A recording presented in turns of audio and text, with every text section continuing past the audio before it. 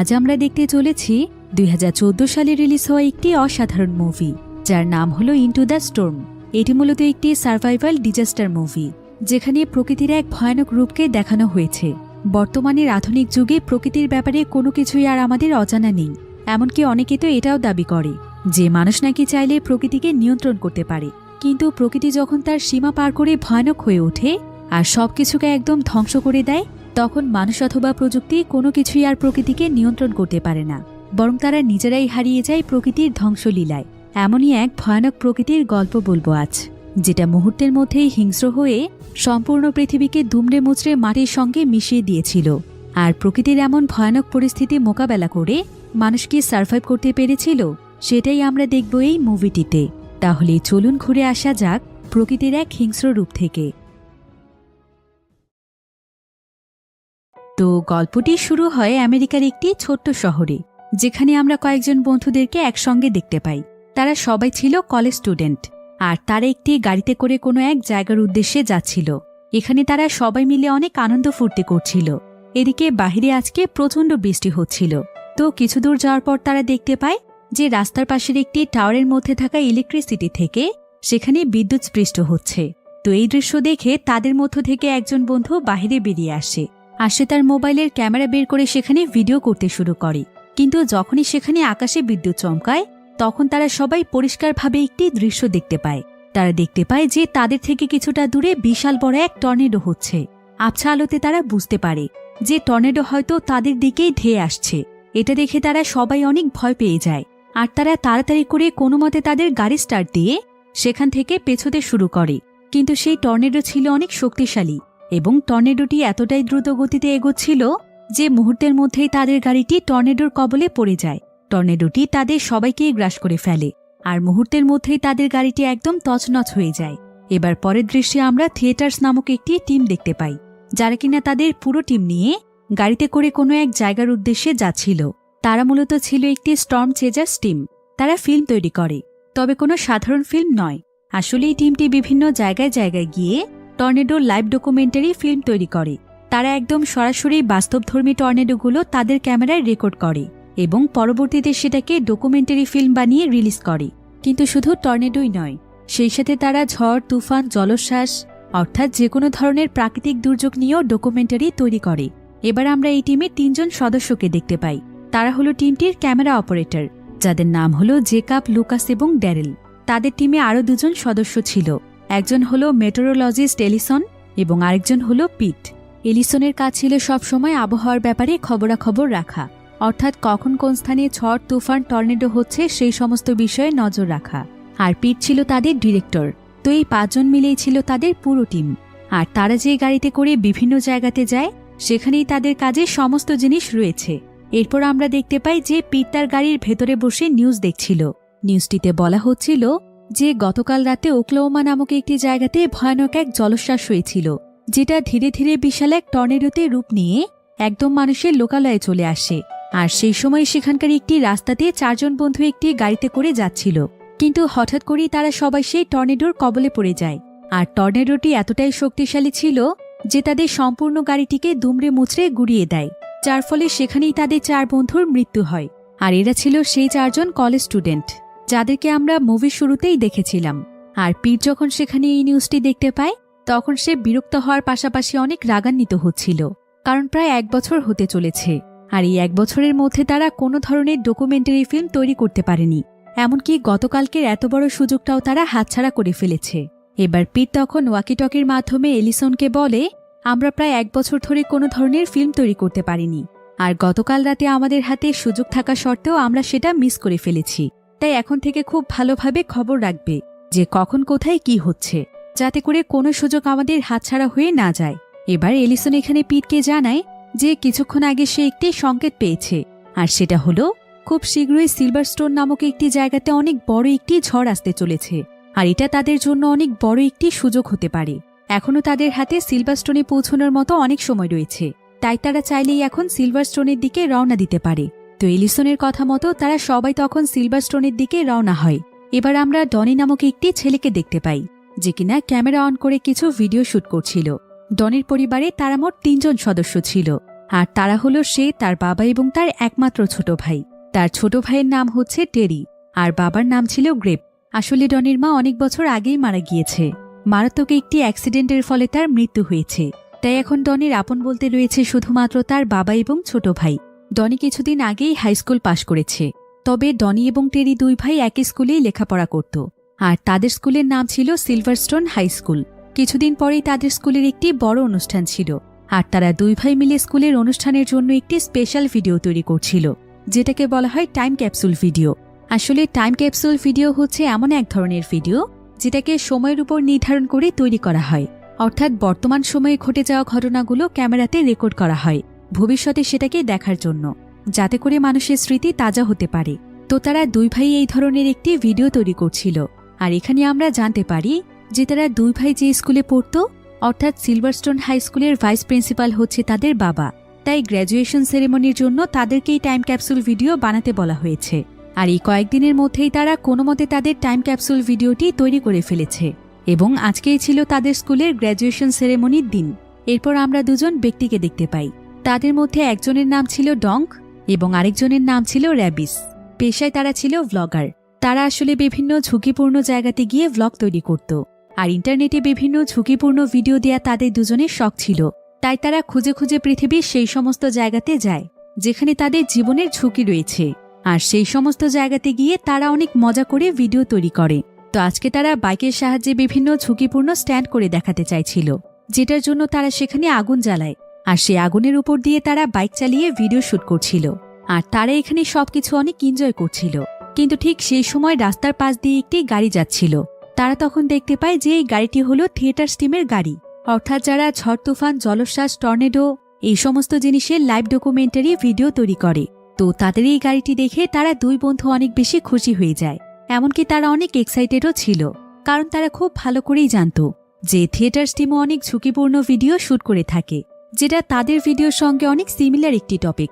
তাই তারা দুই বন্ধু তখন সঙ্গে সঙ্গেই তাদের গাড়িতে উঠে পড়ে, আর তারাও তখন থিয়েটার স্টিমের পিছু করতে থাকে, কারণ তাদের সঙ্গে গেলে তারা এমন কিছু ভিডিও শুট করতে পারবে যেটাতে প্রচুর পরিমাণে ভিউজ আসবে। অন্যদিকে আমরা ডনিকে দেখতে পাই, যে কিনা তার স্কুলে এসেছে। সেখানে আবার ক্যাথলিন নামক একটি মেয়ে বসেছিল। তার চেহারা দেখে ডনি বুঝতে পারে যে কোনো এক কারণে ক্যাথলিনের মন খারাপ। তাই সে তখন ক্যাথলিনকে বলে, তোমার কি হয়েছে? তোমাকে দেখে অনেক চিন্তিত মনে হচ্ছে, তোমার কি মন খারাপ? ক্যাথলিন তখন তাকে বলে, না না, তেমন কোনো ব্যাপার না। আসলে আমাদের স্কুলে যে গ্র্যাজুয়েশন সেরেমনি হতে যাচ্ছে সেটার জন্য স্কুল থেকে আমাকে একটি প্রজেক্ট তৈরি করতে বলেছে। আর সেই প্রজেক্টটি হচ্ছে আমাদের স্কুলের পাশে থাকা একটি মিলের ব্যাপারে, যেটা প্রায় অনেক বছর ধরে বন্ধ পড়ে আছে। তবে সম্পূর্ণ ভিডিও রেডি করে স্কুলে আমাকে আজই জমা দিতে হবে। এখন আমি কি করব কিছুই বুঝতে পারছি না। ক্যাথলিনের কথা শুনে ডনি তখন তাকে বলে, তুমি চাইলে আমি তোমাকে সাহায্য করতে পারি, কারণ আমি আজকেই আমার প্রজেক্টের সমস্ত কাজ কমপ্লিট করে ফেলেছি। এখন আমি ফ্রি। ডনির কথা শুনে ক্যাথলিন অনেক খুশি হয়ে যায়, কারণ এই সময় তার আসলেই কারো সাহায্যের প্রয়োজন ছিল। এবার ডনি সোজা তার ভাই ট্যারির কাছে আসে, আর সে ট্যারিকে বলে, টাইম ক্যাপসুলের ভিডিওটির যতটুকু অংশ বাকি আছে সেটা তুমি একটু ম্যানেজ করে নাও প্লিজ। আমি আসলে ক্যাথলিনের সঙ্গে একটি কাজ করতে যাচ্ছি। আসলে ডনির টাইম ক্যাপসুলের ভিডিওর কাজ কিছুটা বাকি ছিল, কিন্তু সে ক্যাথলিনের সঙ্গে যাওয়ার জন্য ক্যাথলিনকে মিথ্যে বলেছে। এবার ট্যারিকে সবকিছু বুঝিয়ে দিয়ে ডনি ক্যাথলিনের সঙ্গে সেই মিলের উদ্দেশ্যে চলে যায়। অন্যদিকে আমরা থিয়েটার স্টিমকে দেখতে পাই, যার কিনা তাদের জিনিসপত্র নিয়ে একটি হোটেলে এসে উঠেছে। আর এটা ছিল সিলভারস্টোন শহরেরই একটি হোটেল, কারণ ঘূর্ণিঝড় আসা পর্যন্ত তারা এখানেই অপেক্ষা করবে। যেহেতু সিলভারস্টোনে ঘূর্ণিঝড়টি আসার সম্ভাবনা রয়েছে, তাই তারা সবাই আগেই প্রস্তুত হয়ে থাকবে, যাতে করে কোনোভাবেই এবার তাদের সুযোগ হাতছাড়া হয়ে না যায়। তো যখন তারা এখানে তাদের জিনিসপত্র গোছগাছ করছিল, তখন আবার টিভিতে একটি নিউজ চলছিল। নিউজটিতে বলা হচ্ছিল, সিলভারস্টোন শহরে আজকে যে ঘূর্ণিঝড়টি আসার কথা রয়েছে সেটা সেই শহরের নদীর সাইড দিয়ে আসবে। একথা শুনে এলিসন তখন তার ল্যাপটপ চেক করে, আর সবকিছু চেক করে অ্যালিসনের কাছে মনে হচ্ছিল যে ঘূর্ণিঝড়টি নদীর সাইড দিয়ে নয়, বরং তারা এখন যেই জায়গাতে রয়েছে সেই জায়গার খুব কাছাকাছি আসবে। তাই তাদেরকে কোনো জায়গাতে ছুটোছুটি না করে এখানেই থাকা উচিত। এতে করে তারা হয়তো অনেক পারফেক্ট একটি শট পাবে। এলিসনের কথা শুনে টিমের প্রত্যেকেই এলিসনের উপর ভরসা করে, কারণ এখন পর্যন্ত এলিসন রিসার্চ করে যেই জায়গার কথা বলেছে ঠিক সেই জায়গাতেই প্রাকৃতিক দুর্যোগ হয়েছে। তাই তারা সবাই মিলে এখানে বসে প্ল্যান করছিল যে কিভাবে কিভাবে তারা ঘূর্ণিঝড়টিকে শুট করবে। তো তারা সবাই মিলে যখন এই সমস্ত বিষয় নিয়ে কথা বলছিল, ঠিক তখনই তারা বাহির থেকে কিছু শব্দ শুনতে পায়। এবার এলিসন যখন সেখানকার বারান্দা দিয়ে বাহিরে তাকায়, তখন সে দেখতে পায় যে আকাশ থেকে বরফ পড়ছে, আর বরফ পড়ার গতিও ছিল অনেক বেশি। তো তাদের টিমের সবাই যখন এই পরিস্থিতি দেখতে পায়, তখন তারা সবাই এটা আন্দাজ করতে পারে যে ঘূর্ণিঝড় এখানেই আসতে চলেছে, কারণ এই সময় সাধারণত এখানে বরফ পড়ার কোনো কথাই না। তাই বোঝাই যাচ্ছিল যে আবহাওয়া পরিবর্তনের কারণে এমনটা হচ্ছে এবং ঝড় হয়তো তাদের খুব কাছেই আছে। এবার দেখতে দেখতে সেই শহরের আকাশ একদম অন্ধকার হয়ে আসছিল। তাই তাদের টিমের সবাই এলিসনের বলা কথা অনুযায়ী তাদের সমস্ত জিনিসপত্র নিয়ে সেই নির্দিষ্ট জায়গাতে চলে যায় যেখানে মূলত ঝড়টি হবে, এবং তারা ঝড়টির একদম কাছে থেকেই ভিডিও ধারণ করতে পারবে।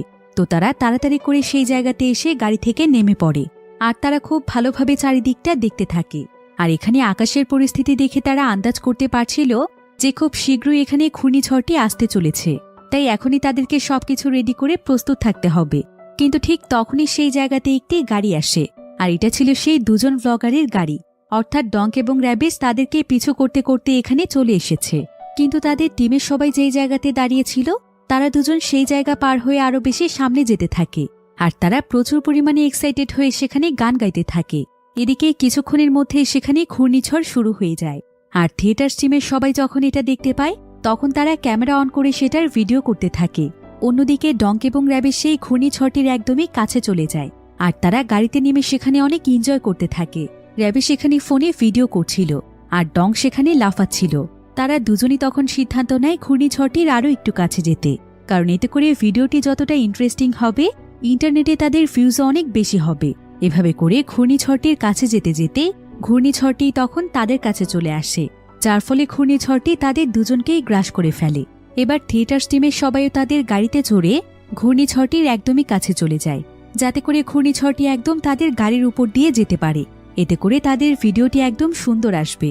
তো পিট তখন তাদের গাড়িটি ঘূর্ণিঝড়টির একদম সামনে নিয়ে যায়, আর সে একটি নির্দিষ্ট জায়গাতে তার গাড়িটি অ্যাঙ্কর করে দেয়, অর্থাৎ মাটির সঙ্গে বসিয়ে দেয়। এতে করে তাদের গাড়িটি ঘূর্ণিঝড়ে এক বিন্দুও নড়বে না। আসলে এটা কোনো সাধারণ গাড়ি ছিল না, এই গাড়িটির নাম ছিল টাইটান। এই গাড়িগুলো সাধারণত এই সমস্ত ভিডিও ধারণ করার জন্যই তৈরি করা হয়, যেটা প্রতি ঘন্টায় 180 কিলোমিটার ঘূর্ণিঝড়েরও মোকাবেলা করতে পারবে। তাই ঘূর্ণিঝড় যতই শক্তিশালী হোক না কেন, তাদের এই গাড়িটি একদম সুরক্ষিত থাকবে। এমনকি তাদের গাড়ির গ্লাসগুলো এত শক্তিশালী গ্লাস যে অনেক শক্তিশালী ঘূর্ণিঝড়ও গ্লাসগুলোর কোনো ক্ষতি করতে পারবে না। তাই তারা গাড়িটির ভেতরে বসে নিশ্চিন্তে ভিডিও ধারণ করতে পারে। এবার তাদের এই স্পেশাল গাড়িটিকে সেখানে অ্যাঙ্কর করার পর সেই ঘূর্ণিঝড়টি তাদের একদম কাছে চলে আসে, আর সেটা অনেক দ্রুত গতিতে তাদের গাড়ির উপর দিয়ে যাচ্ছিল, যেটা দেখে পিট অনেক বেশি খুশি হয়ে যায়, কারণ আজকে প্রায় 1 বছর পর তারা এমন একটি দৃশ্য শ্যুট করতে পারছে। তাই তারা সবাই অনেক বেশি এক্সাইটেড ছিল।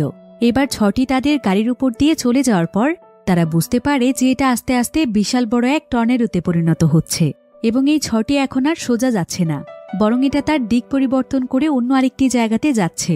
পিট তখন গাড়িটিকে সেদিকেই নিয়ে যাচ্ছিল।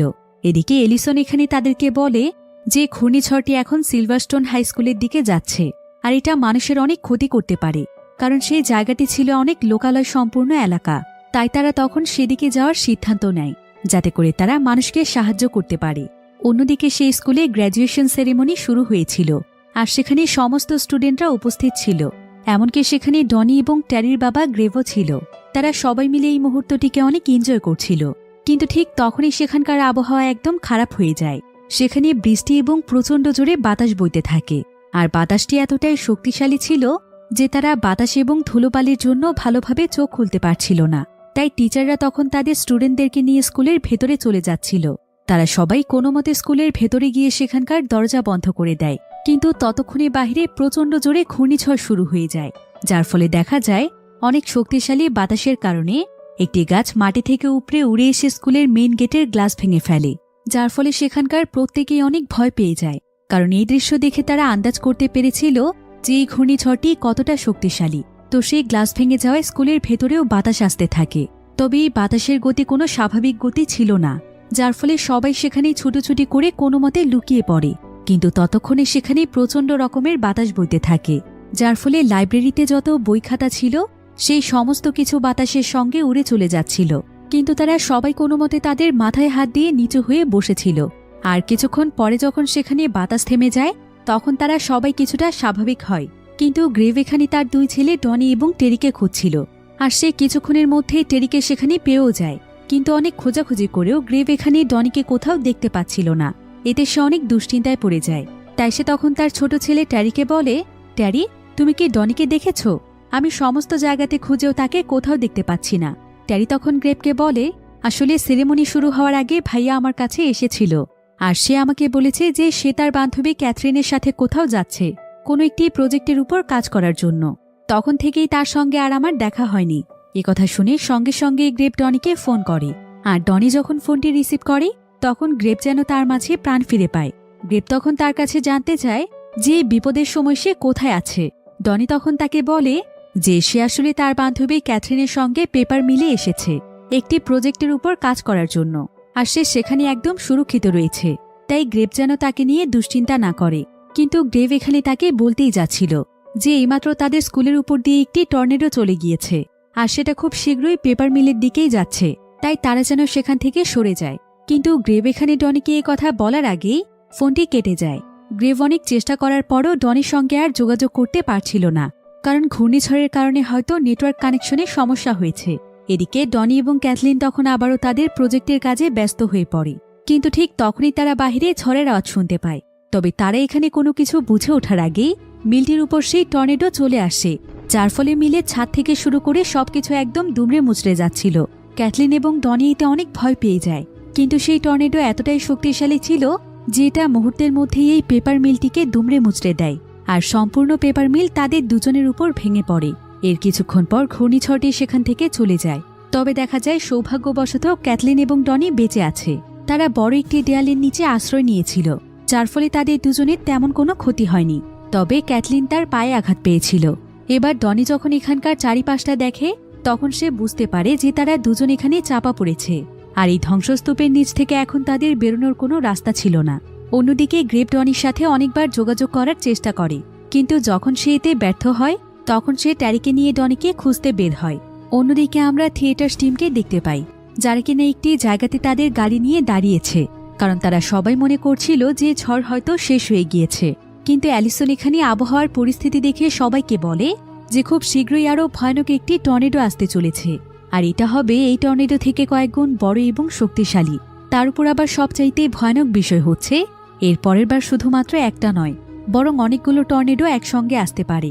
একথা শুনে পিট অনেক খুশি হয়ে যায় যে তাহলে এবার তাদের লাইভ ডকুমেন্টারি আরও বেশি স্পেশাল হবে, আর তারা এবার একসাথে অনেকগুলো টর্নেডো শ্যুট করতে পারবে, যেটা এর আগে তারা কখনো করতে পারেনি। তাই কোনোভাবেই এত বড় সুযোগ হাতছাড়া করা যাবে না। যার ফলে পিট তখন এলিসনকে সমস্ত পরিস্থিতির দিকে নজর রাখতে বলে, যাতে করে তারা সময় মতো সবকিছু রেডি করে ফেলতে পারে। এলিসন তখন পিটকে বলে যে এখান থেকে কিছুটা সামনেই হয়তো টর্নেডোগুলো আসতে পারে। তাই পিট তখন সঙ্গে সঙ্গে সমস্ত জিনিসপত্র রেডি করে তার পুরো টিমকে নিয়ে সেই জায়গাতে চলে যায় যেখানে ট্যারি এবং তার বাবা গ্রেভও ছিল। ডনিকে খুঁজতে খুঁজতে তারা সেই জায়গাতে চলে এসেছে। এবার থিয়েটার টিমের সবাই তাদের ক্যামেরা এবং জিনিসপত্র নিয়ে রেডি হয়ে যায়, আর কিছুক্ষণ পরেই তারা দেখতে পায় যে ধীরে ধীরে দূরের একটি জায়গাতে টর্নেডো তৈরি হচ্ছে, আর আস্তে আস্তে সেটা অনেক বড় আকার ধারণ করছে। তাই তারা তখন এই দুর্লভ দৃশ্যটিকে ভিডিও করছিল। তবে যখন সেই টর্নেডো তাদের কাছে আসতে শুরু করেছিল তখন এলিসন এবং সবাই তাড়াতাড়ি করে গাড়িতে উঠতেই যাচ্ছিল, কিন্তু এই টর্নেডোর গতি স্বাভাবিক কোনো টর্নেডোর মতো ছিল না, যার ফলে এলিসন গাড়িতে উঠে পড়ার আগেই সেই টর্নেডো তাদের একদম কাছে চলে আসে, আর টর্নেডোর শক্তিশালী বাতাস তার দিকে এলিসনকে টানতে শুরু করে। কিন্তু গ্রেভ যখন এটা দেখতে পায় সে তখন তাড়াতাড়ি করে দৌড়ে গিয়ে এলিসনকে ধরে ফেলে, কিন্তু শক্তিশালী বাতাসের সঙ্গে গ্রেভ পেরে উঠছিল না। তারপরে সে অনেক কষ্ট করে তাকে ধরেছিল, আর সৌভাগ্যবশত টর্নেডোটি তাদের পাশ কাটিয়ে চলে যায়, যার ফলে এলিসন সেখানে বেঁচে যায়। এবার সেখান থেকে টর্নেডো চলে গেলে গ্রেভ দেখতে পায় যে এখানকার রাস্তাঘাট ঘরবাড়ি একদম তছনছ হয়ে গিয়েছে, এমনকি তার গাড়িটিও একদম ভেঙে টুকরো টুকরো হয়ে গিয়েছে। তাই সে বুঝতে পারছিল না যে ডনিকে এখন সে কিভাবে খুঁজতে যাবে। কিন্তু যখনই এখানে তার থিয়েটার টিমের গাড়ির উপর চোখ পড়ে তখন সে তাদের কাছে সাহায্য চায়। সে তাদেরকে বলে যে সে তার ছেলে ডনিকে খুঁজতে পেপার মিলের দিকে যাচ্ছিল, কিন্তু এখন তো তার গাড়ি একদম তছনছ হয়ে গিয়েছে, আর এমন পরিস্থিতিতে হেঁটে হেঁটেও পেপার মিলে যাওয়া সম্ভব নয়। তাই তার কি তাকে একটু পেপার মিল পর্যন্ত পৌঁছে দেবে? কিন্তু পিট এখানে রাজি হচ্ছিল না। সে এখানে বলে যে তাদের অনেক কাজ আছে, তাদেরকে অপেক্ষা করতে হবে পরবর্তী টর্নেডোর জন্য, তাই তারা এখন পেপার মিলের ওই দিকে যেতে পারবে না। কারণ সেখানে গেলে তাদের এই সুযোগ হাতছাড়া হয়ে যেতে পারে।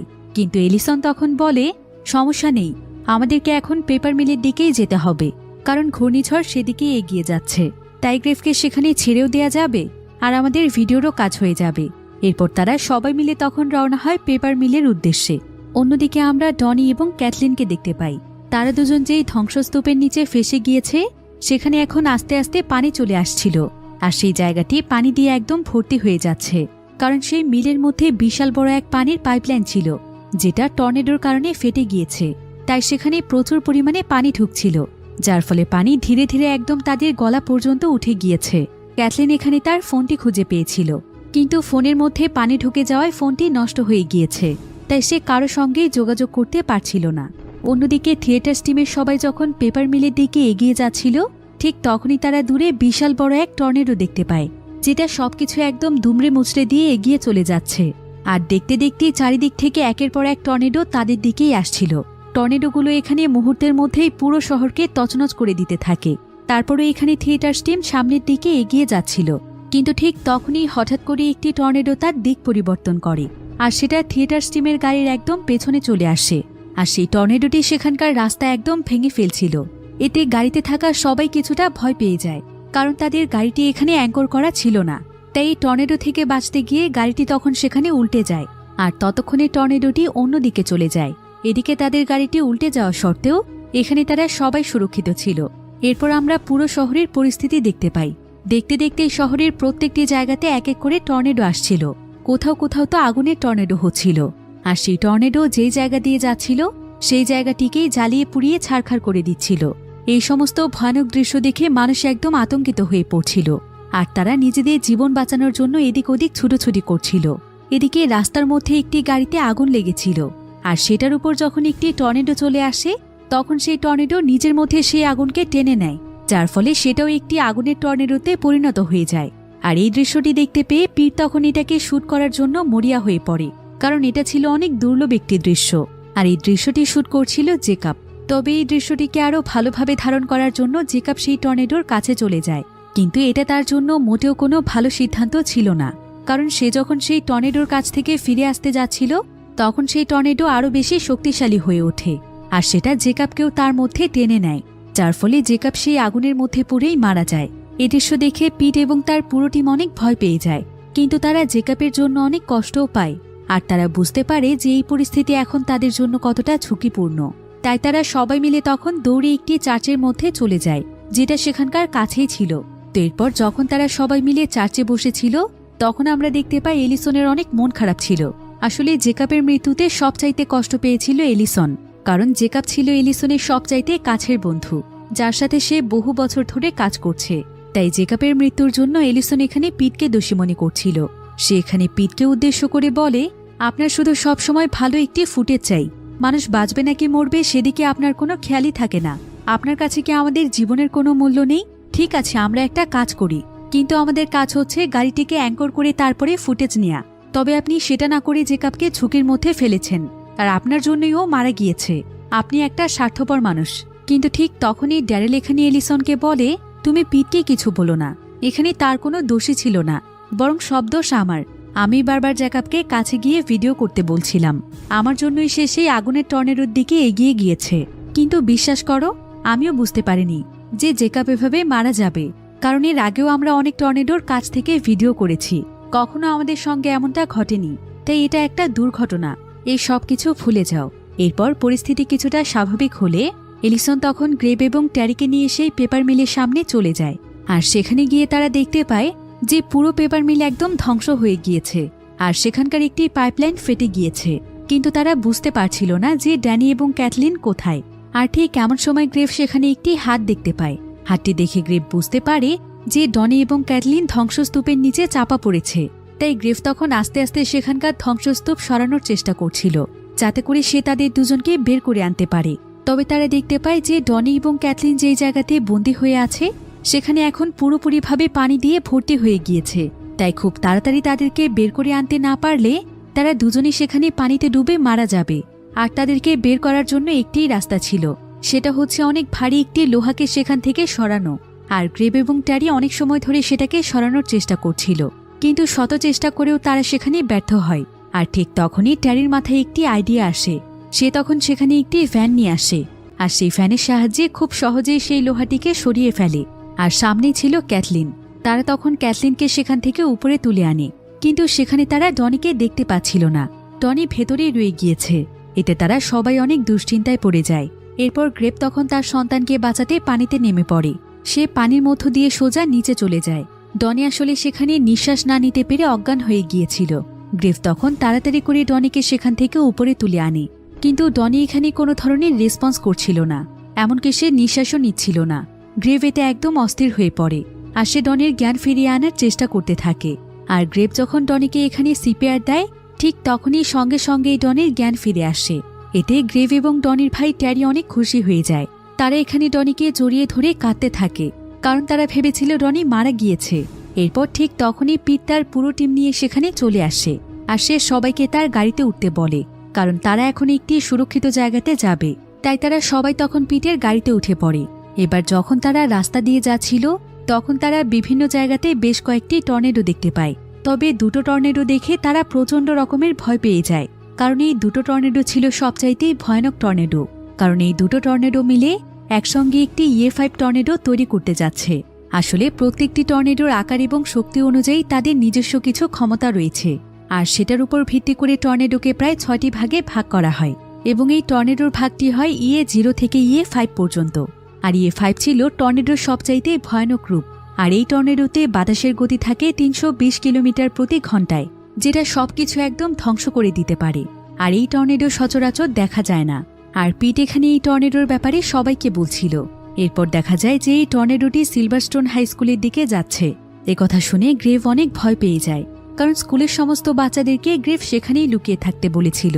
আসলে গ্রেভ মনে করেছিল যে সেখান দিয়ে যেহেতু একবার একটি টর্নেডো চলে গিয়েছে, তাই হয়তো সেই জায়গাটি সুরক্ষিত, যার কারণে সে স্টুডেন্টদেরকে সেখানে লুকিয়ে থাকতে বলেছে।